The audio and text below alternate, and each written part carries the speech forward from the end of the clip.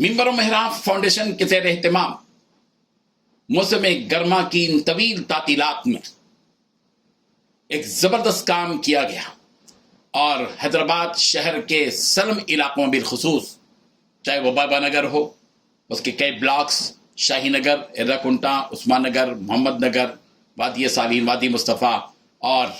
کشن باغ، چنتل میٹ، مولا علی، مختلف علاقوں میں الحمدللہ 200 سنٹرس قائم کیے گئے، اور ان 200 سنٹرس میں الحمدللہ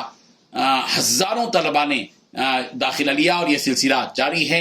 اور معلمین کا تقرر کیا گیا تنخواہ کے ساتھ، اور اس طرح یہ پروگرام بہت ہی مفید اور مؤثر رہا۔ اور